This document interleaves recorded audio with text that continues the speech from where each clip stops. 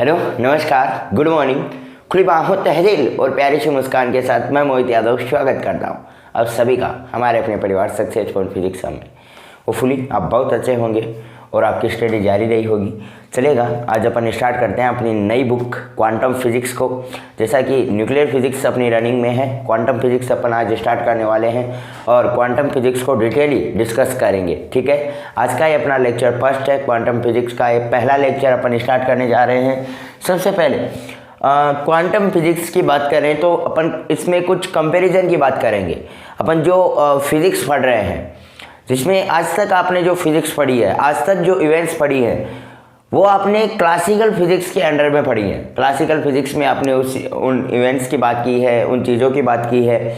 आज अपन बात कर रहे हैं क्वांटम फिजिक्स की। तो सबसे पहले कि अपन ने जो क्लासिकल फिजिक्स पढ़ी थी और आज अपन जो क्वांटम फिजिक्स पढ़ने जा रहे हैं, दोनों में कंपेरिजन क्या है, दोनों में क्या अंतर है।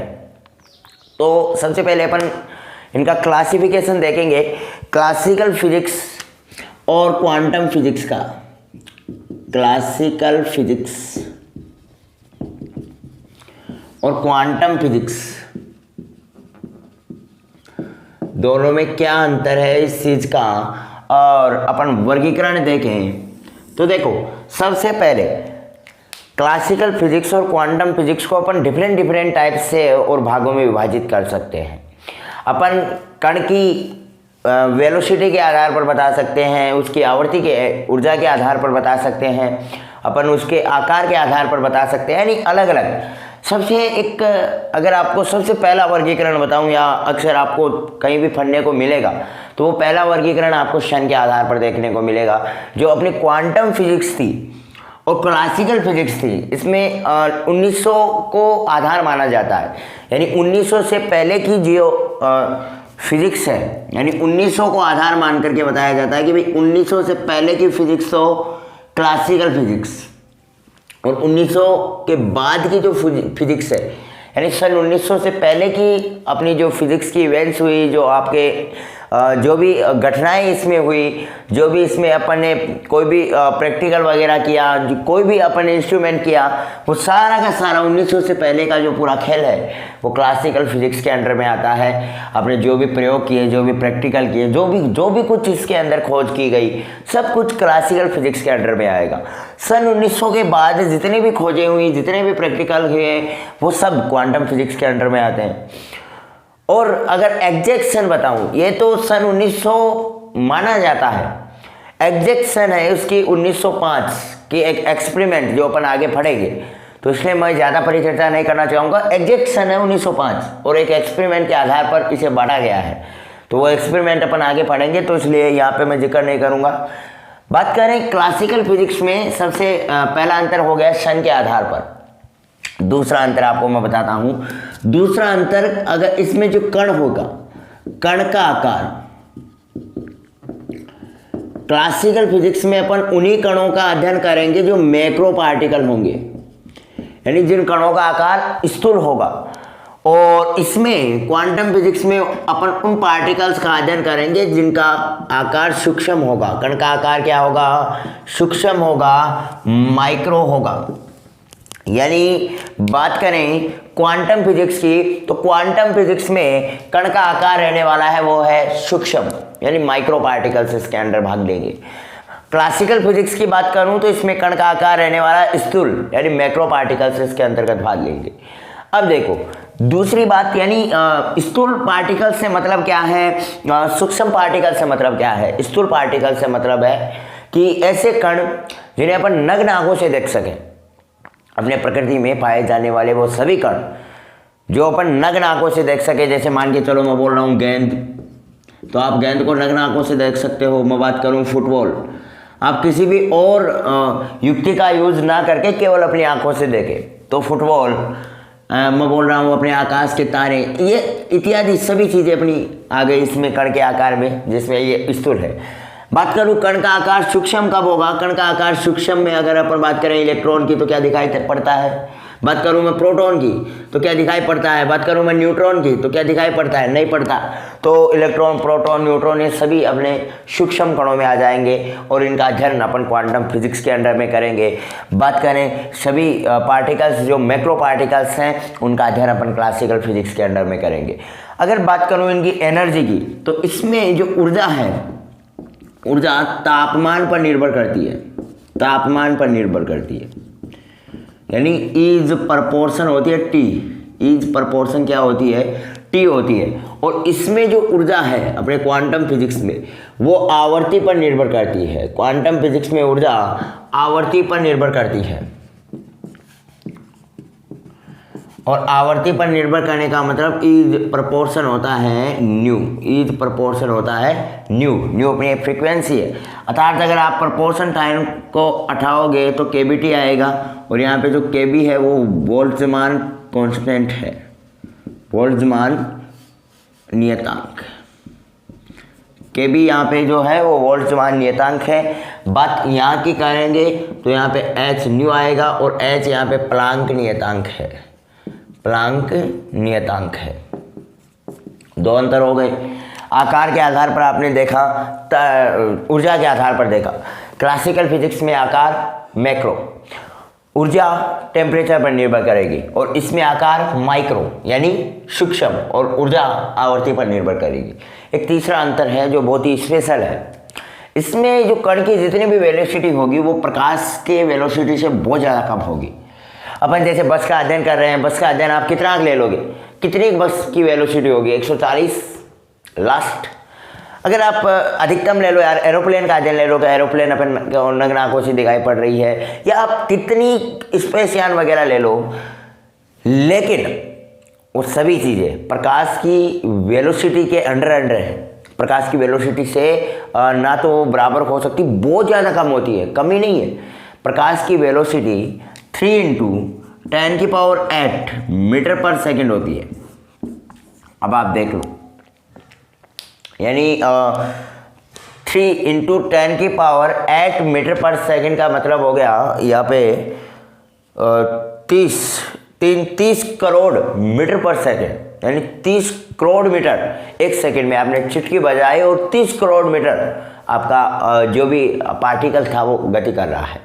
मतलब आपने यूँ मतलब पलक झपकाई, उससे पहले उस 30 करोड़ मीटर, यानी आप बोल सकते हो लगभग 30, 2 पॉइंट यहाँ से हटाओगे तो 30 लाख किलोमीटर अगर एक सेकंड में वो पार्टिकल गति कर रहा होगा। अक्सर अपन जो पार्टिकल्स देखते हैं, अपन जो यहाँ पे अपने वाहन है यार, एक बाइक की अगर अपन बात करें तो वो तो एक बहुत मतलब इसके सामने ज़ीरो है, लेकिन फिर भी मैं बता रहा हूँ तो उसमें जो सुइया होता है वो 140 किलोमीटर पर घंटा होता है। यहाँ पे अपन बात कर रहे हैं पर सेकंड की, उसमें आप एरोप्लेन वगैरह में देखोगे तो किलोमीटर पर घंटा लिखा होता है, यानी 1 घंटे में इतनी दूरी, ये सेकंड में इतनी दूरी तय कर रहा है। तो मतलब बहुत ज़्यादा वेलोसिटी होगी किन पार्टिकल्स की, अपने क्वांटम फिजिक्स वाले पार्टिकल्स की। यानी यहाँ पे जो पार्टिकल की वेलोसिटी होगी, ये तो अपनी सी का वैल्यू है, ठीक है। इसमें कण का वेग होगा वो प्रकाश के वेग से बहुत ज़्यादा कम होगा, कमी नहीं, बहुत ज़्यादा कम होगा। क्लासिकल फिजिक्स में अपन ऐसे पार्टिकल्स का अध्ययन करेंगे जिसमें कण का वेग प्रकाश के वेग से बहुत कम होगा। यार गेंद का, फुटबॉल का, तारों का ये क्या वेग होगा। हाँ, यहाँ पे जो वेलोसिटी होगी कण की वो लगभग बराबर होगी अपने प्रकाश के वेलोसिटी के, लाइट ऑफ वेलोसिटी के लगभग सिमिलर रहेगी इसकी जो कण की वेलोसिटी होगी वो। इसमें लगभग मतलब आप मान के चलो इसमें बराबर सा अंतराल रहेगा। तो ऐसे पार्टिकल्स जिनकी वेलोसिटी प्रकाश के वेलोसिटी के बराबर हो लगभग, जिनकी एनर्जी आवर्ती पर, फ्रीक्वेंसी पर डिपेंड करे और कण का आकार माइक्रो हो, तो वो सभी पार्टिकल्स क्वांटम फिजिक्स के अंडर में आते हैं। और वो सभी पार्टिकल्स जिनमें कण का आकार स्थूल हो, ऊर्जा टेम्परेचर पर निर्भर कर रही हो, वेलोसिटी अपने प्रकाश की वेलोसिटी से बहुत ज़्यादा कम हो, कण की वेलोसिटी प्रकाश की वेलोसिटी से बहुत ज़्यादा कम हो, तो वो अपनी क्लासिकल फिजिक्स में आएगा। तो ये मोटा मोटा अंतर रहा। और अपन ने डिफरेंट टाइप से, अक्सर आपने जब 12th वगैरह में पढ़ा होगा तो मैक्सिमम मान के चल रहा हूँ कि आपने शायद 1900 या 1905 लिख करके ही छोड़ दिया होगा। क्लासिकल फिजिक्स में फिर कुछ एग्जाम्पल्स ले लिए होंगे, इसमें कौन कौन सी भौतिकी आती है, यांत्रिकी आती है वगैरह वगैरह, और इसमें आपने कुछ एग्जाम्पल्स ले लिए होंगे बुक्स के, बाकी आपने यहीं तक पढ़ा होगा। अब अपन डिटेली इस चीज़ का डिस्कशन करने वालेंगे तो चलेगा। और हाँ, एक स्पेशल केस और रहता है इसमें, मान के चलो ये तो अपन ने पढ़ लिया, अगर एक स्पेशल केस और बनता है कि अगर कण का आकार स्थूल, कण का आकार बड़ा है, कण का आकार तो स्थूल है और वेलोसिटी भी प्रकाश की वेलोसिटी के आसपास है, कोई एक सा पार्टिकल अपन को प्रकृति में दिखाई पड़े जिसमें कण का आकार भी बड़ा है और वेलोसिटी भी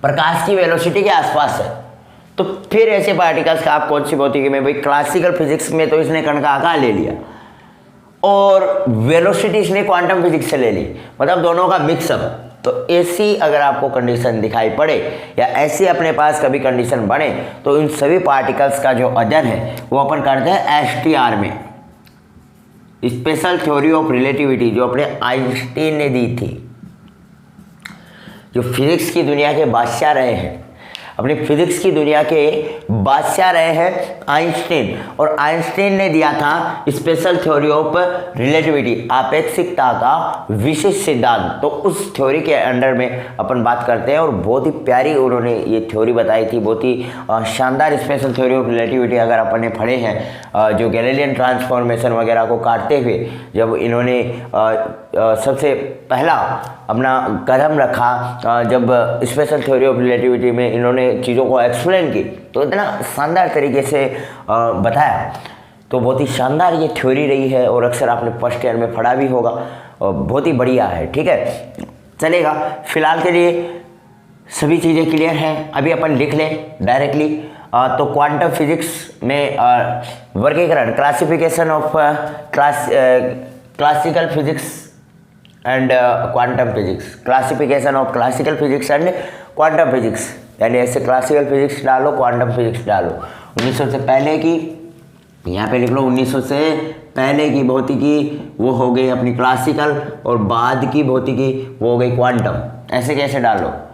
और फिर इसमें फर्स्ट पॉइंट लगाओ क्लासिकल फिजिक्स में और लिखो इसमें कण का आकार स्थूल होता है, इसमें क्लासिकल फिजिक्स में लिखो इसमें कण का आकार स्थूल होता है, इसमें कण का आकार स्थूल होता है। और एग्जाम्पल लगा लो, गेंद, फुटबॉल, तारे इत्यादि। गेंद, फुटबॉल, तारे इत्यादि। क्वांटम फिजिक्स में आओ अब, और क्वांटम फिजिक्स में लिखो इसमें कण का आकार सूक्ष्म होता है, इसमें क्वांटम फिजिक्स में लिखो इसमें कण का आकार सूक्ष्म होता है। क्वांटम फिजिक्स में लिखोगे इसमें कण का आकार सूक्ष्म होता है। और एग्जांपल लगाओ इलेक्ट्रॉन, प्रोटॉन, न्यूट्रॉन। एग्जांपल लगा लो इलेक्ट्रॉन, प्रोटॉन और न्यूट्रॉन। क्लासिकल फिजिक्स में लिखो इसमें ऊर्जा तापमान पर निर्भर करती है, इसमें ऊर्जा टेम्परेचर पर डिपेंडेंट होती है, ऊर्जा तापमान पर निर्भर करती है। Is proportion T is equal to KBT, ऐसे कैसे, और KB यहाँ पे है बोल्ट्जमान कांस्टेंट, अर्थात बोल्ट्जमान नियतांक। KB यहाँ पे है बोल्ट्जमान नियतांक, तो E is equal to KBT और KB यहाँ पे बोल्ट्जमान नियतांक। यहाँ पे लिखो इसमें ऊर्जा आवर्ती पर निर्भर करती है, frequency dependent in energy dependent in frequency. तो इसमें ऊर्जा आवर्ती पर निर्भर करती है, इज प्रपोर्शन न्यू, तो E इज इक्वल टू हो जाएगा H न्यू। H यहाँ पे प्लांक कांस्टेंट होने वाला है, तो इस चीज़ को लिख लो। थर्ड पॉइंट में लिखो इसमें क्लासिकल फिजिक्स में लिखो इसमें कण का वेग प्रकाश के वेग से बहुत कम होता है, इसमें कण का वेग प्रकाश के वेग से बहुत कम होता है, अर्थात v, और ये बहुत ज़्यादा कम होगा c से। ठीक है, तो ये लिख लो C is very very greater than V, या V is very very less than C. ठीक है, तो ये वाला लिख लो। और साइड में आपको प्रकाश की वेलोसिटी का पता होगा, या फिर साइड में लिख लो कि सी की जो वेलोसिटी होती है वो 3 × 10⁸ मीटर पर सेकेंड होती है। अपनी प्रकाश की वेलोसिटी होती है वो 3 × 10⁸ मीटर पर सेकेंड होती है। बात करें क्वांटम फिजिक्स की, तो इसमें कण का वेग प्रकाश के वेग के आसपास होता है। लिखो, इसमें कण का वेग प्रकाश के वेग के आसपास होता है। इसमें कण का वेग प्रकाश के वेग के आसपास होता है। ठीक है, अब नीचे एक नोट डाल के लिखो, यदि कण का आकार स्थूल, यदि कण का आकार स्थूल तथा वेग प्रकाश के वेग के आसपास हो, यदि कण का आकार स्थूल तथा वेग भी प्रकाश के वेग के आसपास हो, तथा वेग भी प्रकाश के वेग के आसपास हो, तो इस अवस्था में इसका अध्ययन स्पेशल थ्योरी ऑफ रिलेटिविटी में किया जाता है। तो इस अवस्था में इसका अध्ययन स्पेशल थ्योरी ऑफ रिलेटिविटी में किया जाता है, या इस अवस्था में स्पेशल थ्योरी ऑफ रिलेटिविटी का उपयोग किया जाता है। तो इस अवस्था में आपेक्षिकता का विशिष्ट सिद्धांत उपयोग में लिया जाता है। आपेक्षिकता का विशिष्ट सिद्धांत उपयोग में लिया जाता है, या इस अवस्था में इसका अध्ययन आपेक्षिकता के विशिष्ट सिद्धांत में किया जाता है। ठीक है, ये तो अपन एक बेसिक परिचर्चा जानी। अब अपन बात करते हैं प्लांक की परिकल्पना क्या है।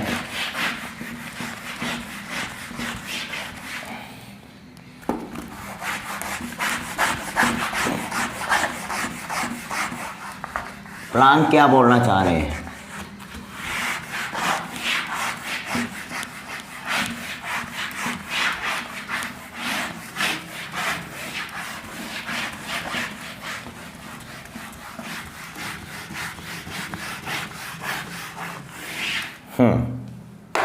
अब सुनो, प्लांक की परिकल्पना।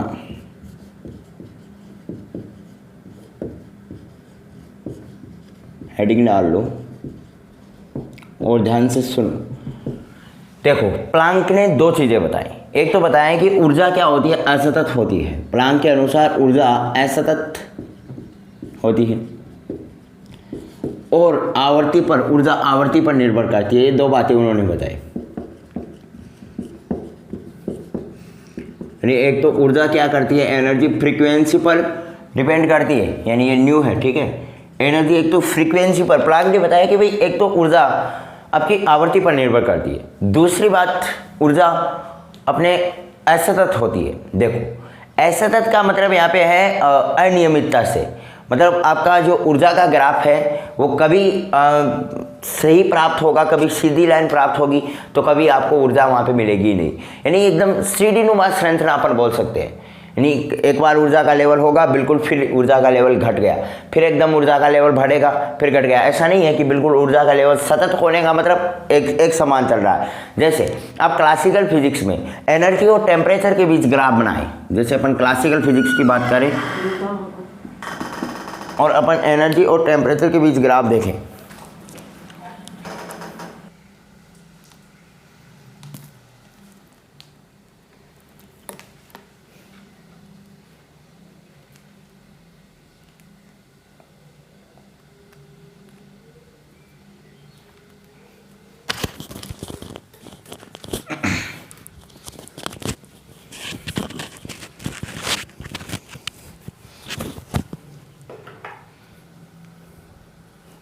हाँ देखिएगा क्या बता रहा था मैं, कि अपन बात करें एनर्जी की, क्लासिकल फिजिक्स में एनर्जी और टेम्परेचर के बीच ग्राफ की बात करें तो कुछ स्ट्रेट लाइन प्राप्त होता है।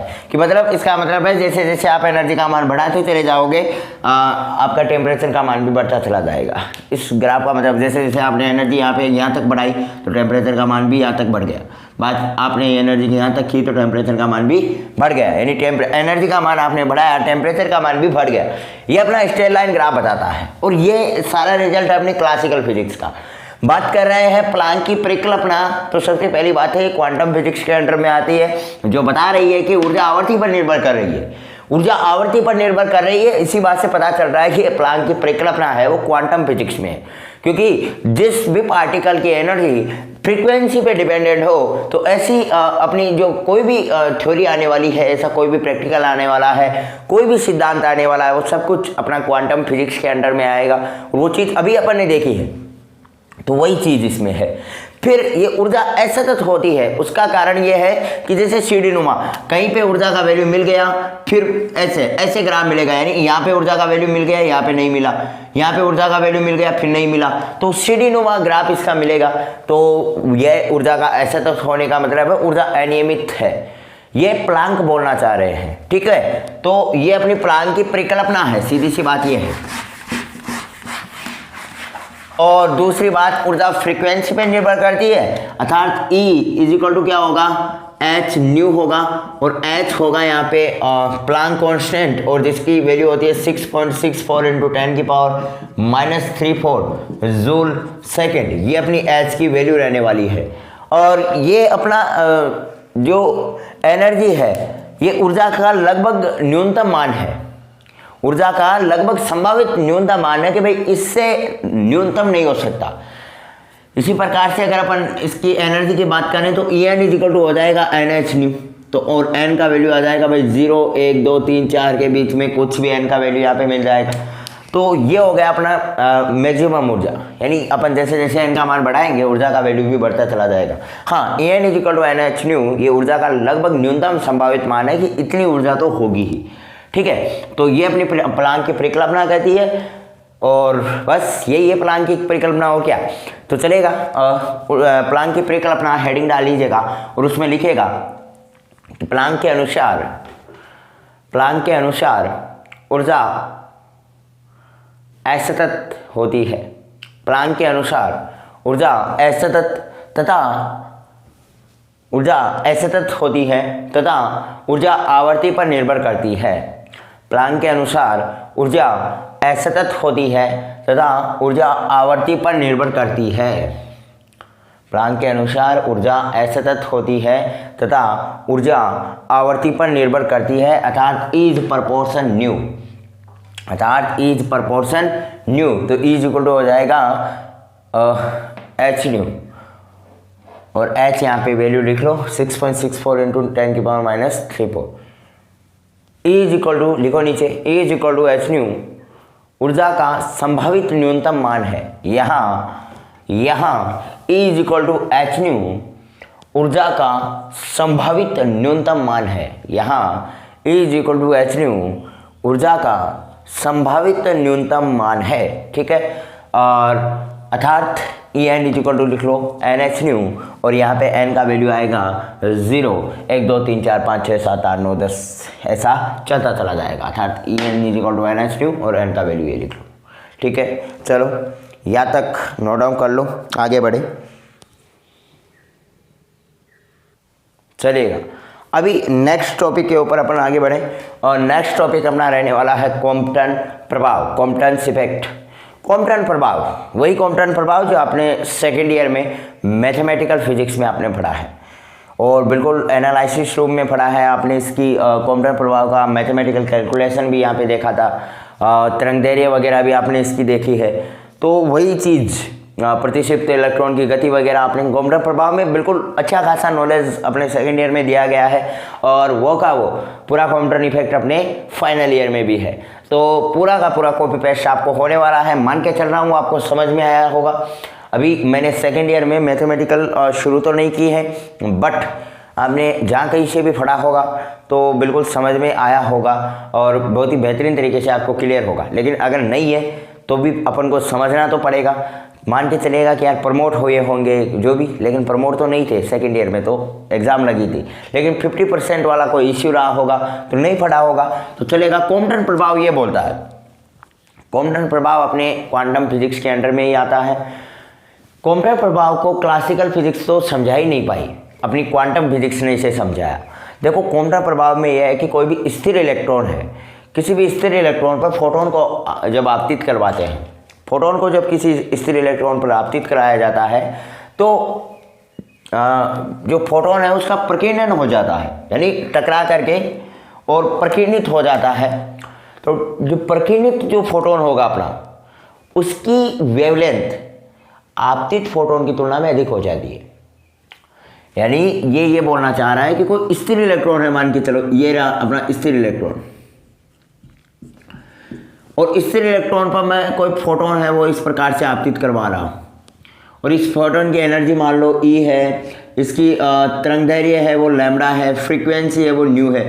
ये अपन ले लें, ये मान के चलो इसकी एनर्जी ई है, लैम्डा इसकी तरंगदैर्घ्य हो गई, न्यू इसकी फ्रीक्वेंसी हो गई। जैसे ही आप स्थिर इलेक्ट्रॉन पर फोटोन को आपतित कराओगे, मतलब टक्कर कराओगे, और इन दोनों के बीच जैसे टक्कर होगी और इन दोनों के बीच टक्कर होगी तो जो इलेक्ट्रॉन होगा वो तो क्या हो जाएगा, यहाँ से उठेगा और डायरेक्ट टक्कर होगी तो इलेक्ट्रॉन नीचे आएगा, और यहाँ पे इलेक्ट्रॉन ऐसे आ गया। यहाँ पे इस इलेक्ट्रॉन को कहते हैं प्रतिक्षिप्त इलेक्ट्रॉन, प्रतिक्षिप्त इलेक्ट्रॉन सॉरी रिकॉइल इलेक्ट्रॉन। इस इलेक्ट्रॉन को अपन क्या बोलते हैं, रिकॉइल इलेक्ट्रॉन। यानी जैसे टक्कर करेगा तो इलेक्ट्रॉन तो नीचे आ जाएगा और फोटोन टकरा करके ऊपर की तरफ चला जाएगा। ये फोटोन अपना ऊपर की तरफ चला गया, तो फोटोन अपना टकरा के ऊपर की तरफ चला गया, जिसको अपन बोलते हैं प्रकीर्णित फोटोन, प्रकीर्णित फोटोन। और इस प्रकीर्णित फोटोन की अपन मान लें कि ई डैश इसकी एनर्जी हो गई, लैम्डा डैश इसकी वेवलेंथ हो गई, और न्यू डैश इसकी फ्रीक्वेंसी हो गई। अब देखो ध्यान से सुनना, यहाँ पे इलेक्ट्रॉन स्थिर था, जैसे फोटोन आपतित हुआ, फोटोन और इलेक्ट्रॉन के बीच टक्कर हुई, और अक्सर फोटोन और इलेक्ट्रॉन के बीच जो टक्कर होती है, फोटोन और इलेक्ट्रॉन के बीच जो टक्कर है वो होती है प्रत्यास्थ टक्कर। प्रत्यास्थ टक्कर, प्रत्यास्थ टक्कर का मतलब है कि टक्कर से पूर्व की कुल ऊर्जा,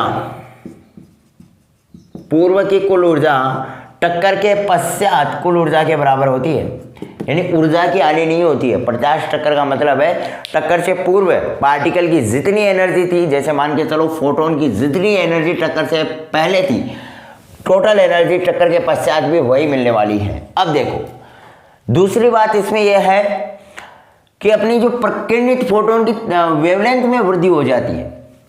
जैसे ये टक्कर करेगा एनर्जी में कमी होगी। एनर्जी में कमी क्यों होगी, ध्यान से सुनना है, कंसेप्ट समझ लेना।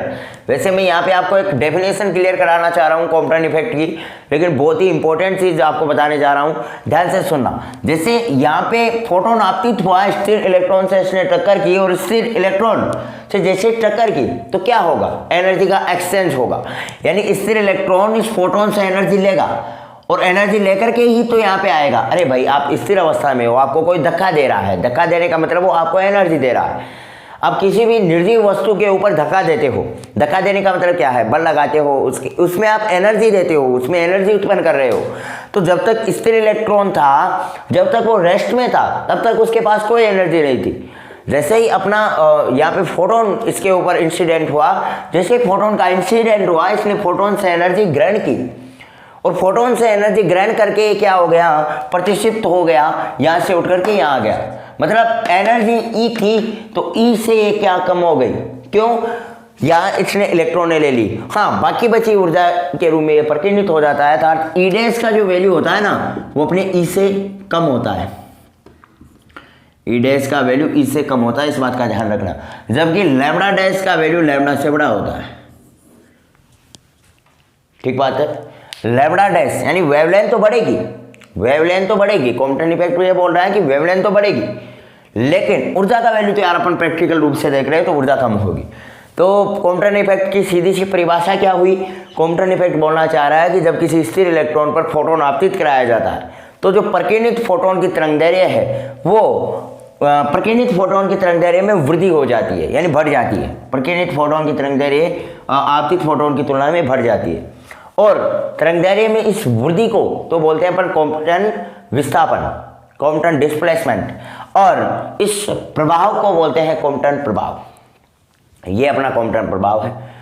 और इसके अंतर्गत अपन और बाकी आगे जैसे जैसे अपन जानेंगे प्रत्यास्थ टक्कर वगैरह मैंने आपको बताई, जो कॉम्पटन प्रभाव में इलेक्ट्रॉन और आपतित फोटोन के बीच में जो टक्कर होती है वो प्रत्यास्थ टक्कर होती है। प्रत्यास्थ टक्कर का मतलब होता है कि टक्कर से पूर्व की कुल ऊर्जा टक्कर के पश्चात कुल ऊर्जा के बराबर होती है, उसका समय वगैरह बराबर होता है। यानी सीधी सी बात है, ऊर्जा की हानि इसमें नहीं होगी। ऊर्जा की हानि नहीं होती है तो बस यही बात है कि टक्कर से पूर्व जो एनर्जी है वो टक्कर के पश्चात, जैसे इन दोनों में टूटी है लेकिन दोनों की एनर्जी को आप मिलाओगे तो वो की वो सेम एनर्जी आपको प्राप्त होने वाली है। ये अपना प्रत्यास्थ टक्कर का महत्व रहता है, मतलब रहता है। ठीक है, अभी आप कॉम्पटन प्रभाव हेडिंग डाल लो और हेडिंग डालने के बाद ये डायग्राम बना लो, फिर मैं आपको लिखाता हूँ कुछ, देखते हैं फिर जल्दी से।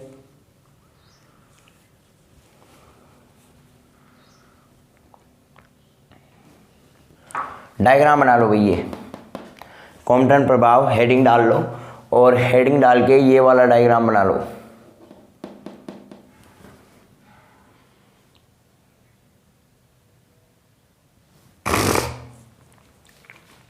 बना लिया, जल्दी से ये वगैरह लिखो तो लिख लेना, नहीं बाद में अपन लिखा देंगे, छोड़ो। अब सिर्फ डायग्राम बनाओ, अपन यहाँ पे सिर्फ डेफिनेशन समझेंगे। ये वालों उनको रहने दो आप एक बार, सिर्फ डायग्राम बना लो।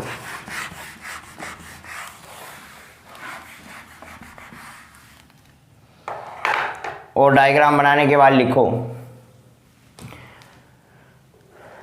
जब स्थिर इलेक्ट्रॉन पर फोटोन आपतित होता है, जब स्थिर इलेक्ट्रॉन पर फोटोन आपतित होता है या जब फोटोन और जब फोटोन स्थिर इलेक्ट्रॉन से टक्कर करता है, ऐसे लिख लो, जब फोटोन स्थिर इलेक्ट्रॉन से टक्कर करता है, स्थिर इलेक्ट्रॉन पर फोटोन आपतित होता है या जब स्थिर इलेक्ट्रॉन से फोटोन टक्कर करता है तो प्रकीर्णित फोटोन की तरंगदैर्घ्य में वृद्धि हो जाती है। जब स्थिर इलेक्ट्रॉन से फोटोन टक्कर करता है तो प्रकीर्णित फोटोन की तरंगदैर्घ्य में वृद्धि हो जाती है। तो प्रकीर्णित फोटोन की तरंगदैर्घ्य में वृद्धि हो जाती है, तो प्रकीर्णित फोटोन की तरंगदैर्घ्य में वृद्धि हो जाती है। तरंगदैर्घ्य में इस वृद्धि को कॉम्पटन विस्थापन, तरंगदैर्घ्य में इस वृद्धि को कॉम्पटन विस्थापन तथा इस प्रभाव को कॉम्पटन प्रभाव कहा जाता है। तरंगदैर्घ्य में इस वृद्धि को कॉम्पटन विस्थापन तथा इस प्रभाव को कॉम्पटन प्रभाव कहा जाता है। ठीक है, होपफुली यहाँ तक आपने नोट डाउन कर लिया होगा। अभी मैं आपसे विदा लेता हूँ, मिलते हैं नेक्स्ट क्लास में। तब तक के लिए हंसते रहिएगा, मुस्कुराते रहिएगा, अपनी फिजिक्स को यूं ही बेहतरीन तरीके से समझने का प्रयास करते रहिएगा। Bye bye, have a nice day.